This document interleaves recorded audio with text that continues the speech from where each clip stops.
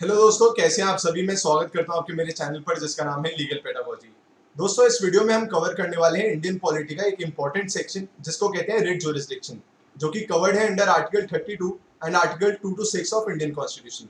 तो आपको कोई भी डाउट अगर है with regard to writ jurisdiction, वो इस वीडियो के थ्रू कंप्लीटली क्लियर हो जाएगा। इस बात का आश्वासन मैं आपको दिलाता हूँ, क्योंकि मैंने इस वीडियो को हर एक अच्छे सोर्स से कंपाइल करके आपके साथ शेयर करने की कोशिश की है। तो अगर आपके पास पेन पेपर या कोई रजिस्टर हो तो उसको साथ में लेके बैठिएगा, जिससे कि आप नोट्स बना पाए और वही नोट्स आगे जाके आपके काम में आ पाए।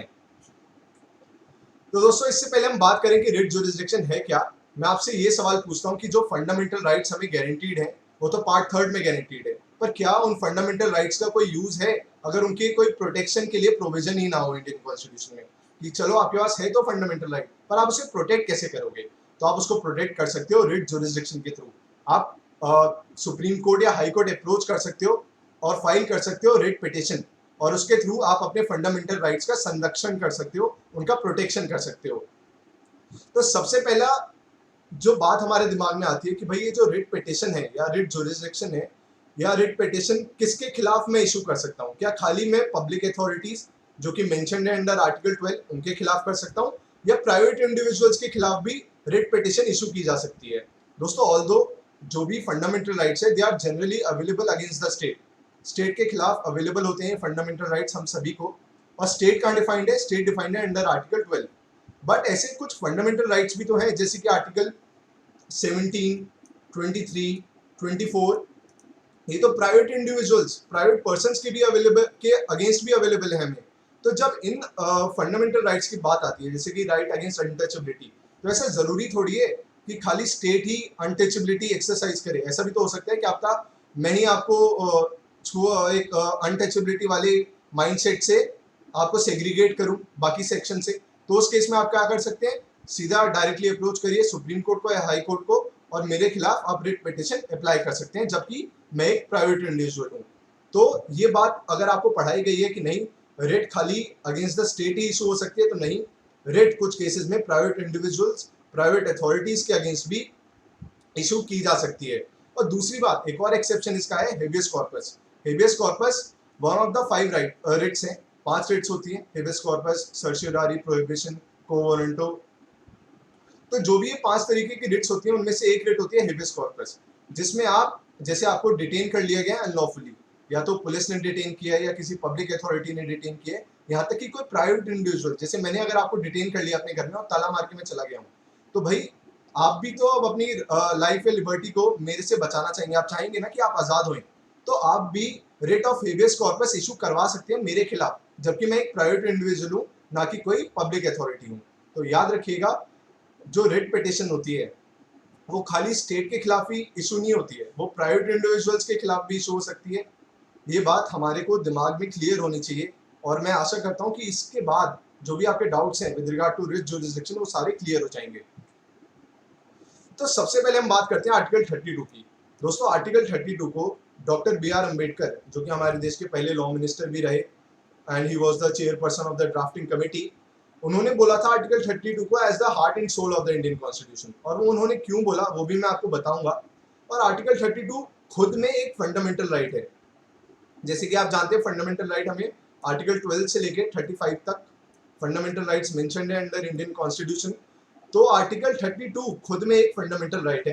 तो ये बेसिक स्ट्रक्चर भी है, इसको कोई भी अमेंडमेंट के थ्रू कोर्ट वो नहीं कर सकती, मतलब इसमें अमेंडमेंट लाके इसको खारिज नहीं कर सकती है, क्योंकि it is a part of basic structure as well. तो आर्टिकल 32 सब क्लॉज 1 क्या कहता है? आर्टिकल 32 सब क्लॉज 1 आपको ये पावर देता है कि अगर आपका कोई भी फंडामेंटल राइट वायलेट हुआ है तो आप सुप्रीम कोर्ट जो कि highest court of the country है, उसको अप्रोच कर सकते हैं for the enforcement of fundamental rights, जो कि पार्ट 3 में गारंटीड है। तो अगर आपका फंडामेंटल राइट वायलेट हुआ है तो आप सुप्रीम कोर्ट अप्रोच कर सकते हैं under which article? Under article 32 sub clause 1 through appropriate proceedings. तो आप पूछेंगे भाई अप्रोप्रिएट प्रोसीडिंग्स क्या है? क्या कोई ऐसी प्रोसीडिंग्स है पर्टिकुलरली, क्या ऐसा कोई रूल है जो मुझे फॉलो करना होगा अगर मेरे को रिट पिटिशन अप्लाई करनी है सुप्रीम कोर्ट में? तो मैं आपको बताना चाहूंगा कि कोर्ट ने बहुत सारे जजमेंट्स में ये बोला है कि अप्रोप्रिएट प्रोसीडिंग्स कोई ऐसी ऐसी कोई फिक्स्ड प्रोसीडिंग्स नहीं है जो आपको फॉलो करनी पड़ेंगी अगर आपको रिट पिटिशन के लिए अप्लाई करना है। क्योंकि अगर कोई ऐसी फिक्स्ड क्राइटेरिया या ऐसा कोई फिक्स्ड प्रोसीडिंग्स होंगी, तो फिर जो अनपढ़ लोग हैं या फिर जिनके पास ज़्यादा पैसा नहीं है, तो वो कैसे फिर रिट पिटिशन अप्लाई कर पाएंगे सुप्रीम कोर्ट में। तो उसी को देखते हुए कोर्ट ने बोला है कि हम facts to facts, case to case देखेंगे कि क्या इसमें अप्रोप्रिएट प्रोसीडिंग्स होनी चाहिए थी।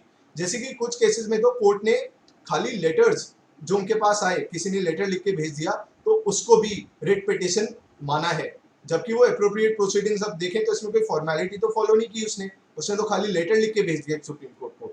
तो इसलिए अप्रोप्रिएट प्रोसीडिंग्स क्या है, वो facts to facts, case to case vary करेंगी और उसको डिसाइड करेगी पर्टिकुलर कोर्ट, चाहे वो हाई कोर्ट हो या सुप्रीम कोर्ट। ऐसी कोई फिक्स्ड अप्रोप्रिएट प्रोसीडिंग्स नहीं है जो कि फॉलो करनी पड़ेंगी अगर आपको रिट पिटिशन अप्लाई करनी है कोर्ट में।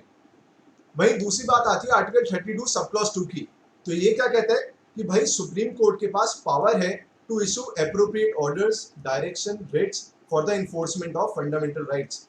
तो इसका मतलब क्या है कि सुप्रीम कोर्ट फंडामेंटल राइट्स के इन्फोर्समेंट के लिए खाली रिट्स ही इशू नहीं कर सकती है, वो कोई ऑर्डर भी इशू कर सकती है, डायरेक्शंस भी इशू कर सकती है और रिट्स तो इशू कर ही सकती है for the enforcement of fundamental rights. अगर आपका फंडामेंटल राइट वायलेट हुआ है तो under article 32 sub clause 2 supreme court के पास ये पावर है कि वो कोई ऑर्डर इशू कर दे, कोई डायरेक्शन इशू कर दे या फिर कोई रिट इशू कर दे। अब आते हैं हम एक और इंपॉर्टेंट आर्टिकल जो कि है आर्टिकल 32 सब क्लॉज 4। वो ये कहता है कि भाई ये जो राइट है ना, आर्टिकल 32 में जो राइट दिया गया है कि आप जा सकते हैं और रिट पिटिशन के लिए अप्लाई कर सकते हैं, ये राइट कभी भी सस्पेंड नहीं किया जा सकता except otherwise provided by the constitution. अगर कॉन्स्टिट्यूशन में ही कोई प्रोविजन ऐसा इंसर्ट किया गया हो जिसमें इसको सस्पेंड किया जा सकता है इस राइट को, तो अलग बात है, पर वैसे बिना किसी प्रोविजन के इसको कभी भी सस्पेंड नहीं किया जा सकता। तो दोस्तों एक केस है खाली जिसमें आर्टिकल 32 को सस्पेंड किया जा सकता है, वो क्या है, अंडर आर्टिकल 359। ये प्रोविजन है ऑफ इंडियन कॉन्स्टिट्यूशन जिसमें प्रेसिडेंट के पास ये पावर होती है कि नेशनल इमरजेंसी के दौरान वो आर्टिकल 32 को सस्पेंड कर सकते हैं। तो खाली एक ही इंस्टेंस है जब आर्टिकल 32 को सस्पेंड किया जा सकता है, which is under Article 359 during the proclamation of national emergency by the president। अब आ जाते हैं हम कि ये तो बात थी सुप्रीम कोर्ट की कि सुप्रीम कोर्ट के पास जो रिट जुरिसडिक्शन अवेलेबल है। वहीं हम बात करते हैं हाई कोर्ट की। तो हाई कोर्ट के पास भी पावर है to issue orders, direction, writs for the enforcement of fundamental rights. पर क्या कुछ फर्क है हाई कोर्ट और सुप्रीम कोर्ट में, आइए हम जानते हैं।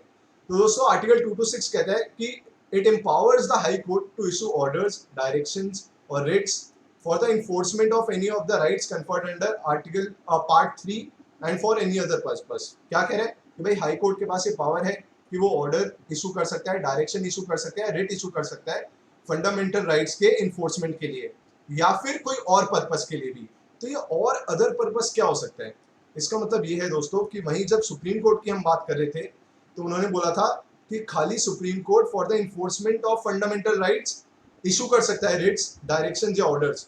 वहीं जब हम आर्टिकल 226 को देखते हैं तो फंडामेंटल राइट्स के इन्फोर्समेंट के लिए तो कर ही सकता है हाई कोर्ट, उसके साथ ही साथ कोई और अदर पर्पस, जैसे अगर आपको कोई लीगल राइट वायलेट हो रहा हो तो उस केस में भी हाई कोर्ट ऑर्डर्स, डायरेक्शन या रिट इशू कर सकता है। तो अगर आपसे कोई ये सवाल करे कि भाई बताओ आर्टिकल 226 का वाइडर स्कोप है या आर्टिकल 32 का, तो आप बताएंगे नहीं, आर्टिकल 226 का वाइडर स्कोप है, क्योंकि हाई कोर्ट के पास ये पावर है कि वो ना कि केवल बस for the enforcement of fundamental rights writ issue कर सकता है, वो और अदर पर्पसेस, अगर कोई लीगल राइट भी वायलेट हो रहा है तो उस केस में भी रिट, ऑर्डर्स या डायरेक्शन इशू कर सकता है। जबकि सुप्रीम कोर्ट खाली for the purpose of enforcement of fundamental right he writ issue कर सकता है। तो वाइडर स्कोप हाई कोर्ट का है अंडर आर्टिकल 226। वहीं अगर आपसे ये पूछे कोई कि भाई ज्यादा इंपॉर्टेंट क्या है आर्टिकल 226 या 32, तो आप बोलेंगे भाई 32, क्योंकि 32 खुद में एक फंडामेंटल राइट है, वहीं जो आर्टिकल 226 है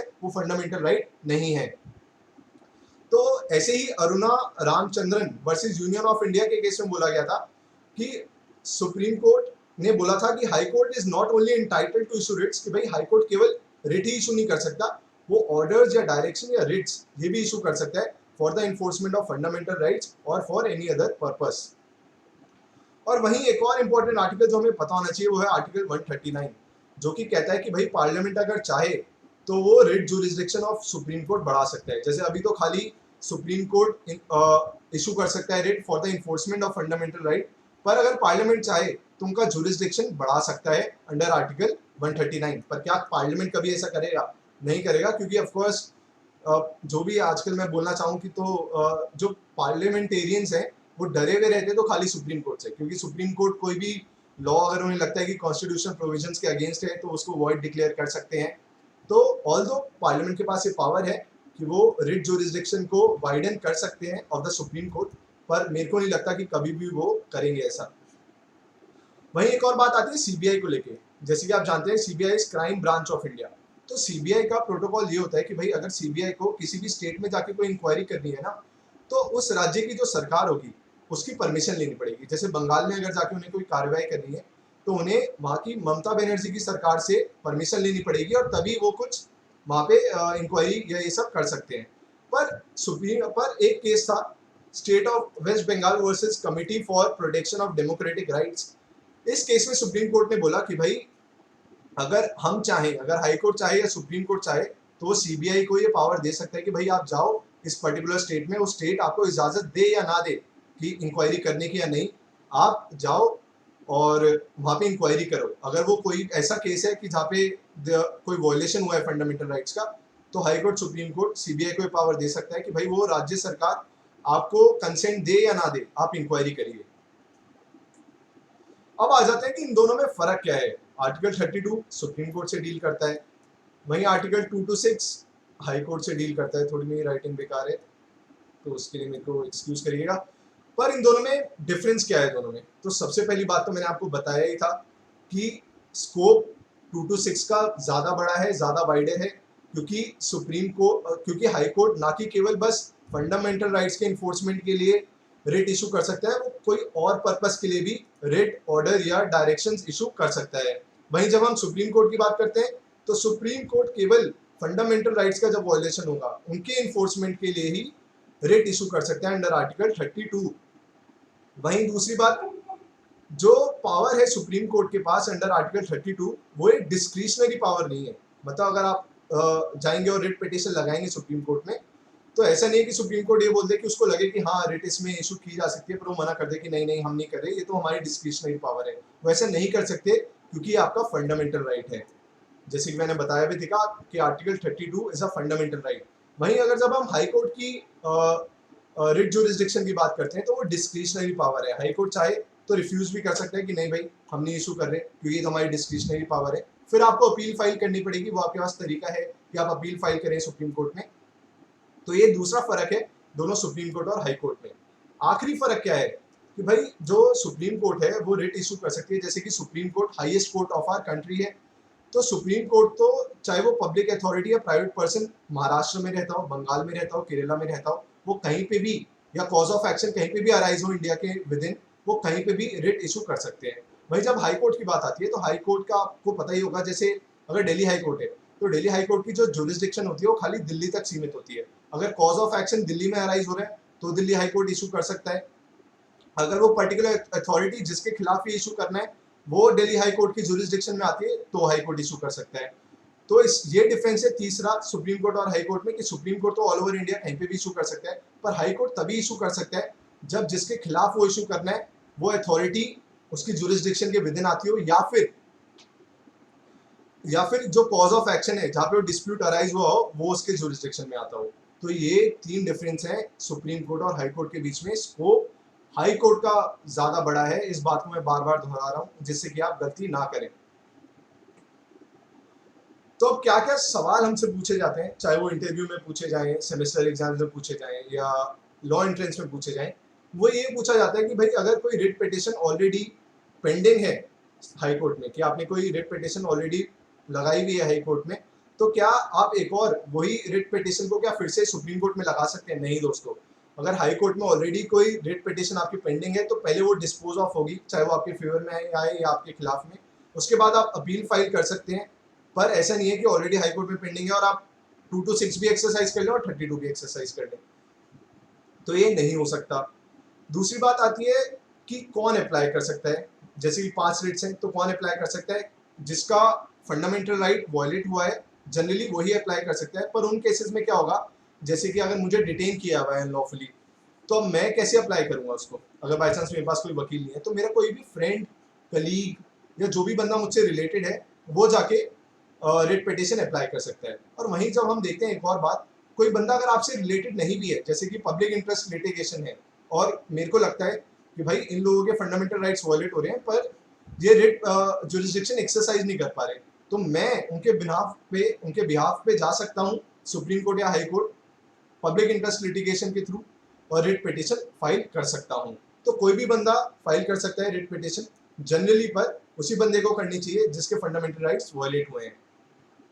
अब अगली बात आती है कि उस केस में क्या होगा, जैसे कि कई सारे स्टैट्यूटरी प्रोविजंस है हमारे पास, तो अगर ऑलरेडी कोई ऑल्टरनेटिव रिलीफ हमारे पास हो तो उस केस में क्या होगा? तो उस केस में सुप्रीम कोर्ट ने बोला था in the case of state of UP और मोहम्मद नू, इस केस में सुप्रीम कोर्ट ने बोला कि भाई ये जरूरी नहीं है अगर आपके फंडामेंटल राइट्स वायलेट हुए हैं कि आप पहले हाई कोर्ट में जाएं और उसके बाद सुप्रीम कोर्ट में आए।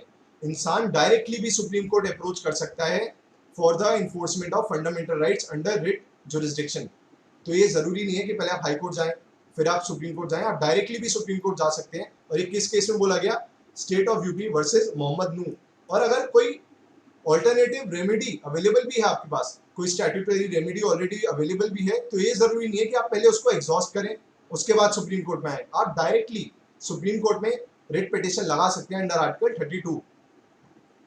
अगली बात आती है principle of res judicata. Res judicata अगर आपने पढ़ा हो तो मैं ब्रीफ में बताता हूँ क्या होता है। रेस जुडिकाटा का मतलब ये होता है कि थिंग्स ऑलरेडी डिसाइडेड, मतलब जैसे मेरे और आपके बीच में विवाद हुआ तो अब हाई कोर्ट ने ऑलरेडी इस पर डिसीजन दे दिया है या सुप्रीम कोर्ट ने ऑलरेडी डिसीजन दे दिया है, आपने अपील भी फाइल कर दी और वो अपील खारिज हो गई, तो अब आप सेम फैक्ट्स, सेम रेमेडी और सेम पार्टीज, अब आप फिर से नहीं जा सकते सुप्रीम कोर्ट में उसी विवाद को लेके कि भाई मैं तब खुश नहीं था अब फिर से सुनो इस केस को। सुप्रीम कोर्ट बोले भाई रेस जुडिकाटा का एक प्रिंसिपल है, उसके अंतर्गत आप फिर से इस सेम केस को सेम कोर्ट के सामने लेके नहीं आ सकते हैं।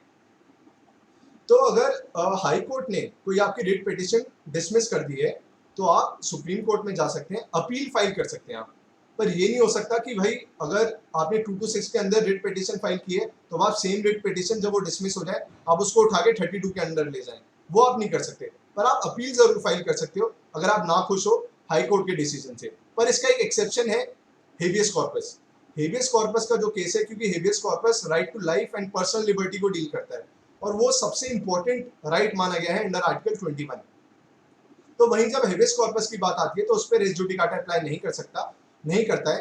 तो अगर हाई कोर्ट ने आपके हेबियस कॉर्पस की पिटिशन को डिसमिस कर दिया है तो आप सेम पिटिशन को फिर से फाइल कर सकते हैं under article 32 before the supreme court. ये बात याद रखिएगा, बहुत इंपॉर्टेंट है जो भी मैं पॉइंट्स डिस्कस कर रहा हूँ। और मैं मेरे को पक्का पता है कि आपने कोई बुक पढ़ी होगी तो ये सारे पॉइंट्स आपको अभी तक नहीं पता होंगे, ऐसा मुझे लगता है। तो आखिरी क्वेश्चन है, क्या सुप्रीम कोर्ट डायरेक्टली अप्रोच कर सकते हैं? तो इस केस में भी बोला था state of UP versus Mohammad Nooh में कि भाई हाँ आप डायरेक्टली सुप्रीम कोर्ट अप्रोच कर सकते हैं, ऐसा जरूरी नहीं है कि आप पहले हाई कोर्ट जाएं और फिर सुप्रीम कोर्ट आए। तो दोस्तों ये था रिट जुरिस्डिक्शन के ऊपर मेरा पूरा वीडियो। अगली वीडियो में हम डिस्कस करेंगे अलग अलग रिट्स के बारे में जो कि 5 टाइप की हैं। तो अगर आपको ये वीडियो पसंद आई है तो जरूर इसको लाइक करिएगा, कमेंट सेक्शन में भी मेरे को बताइएगा और चैनल को सब्सक्राइब करना मत भूलिएगा। Thank you so much.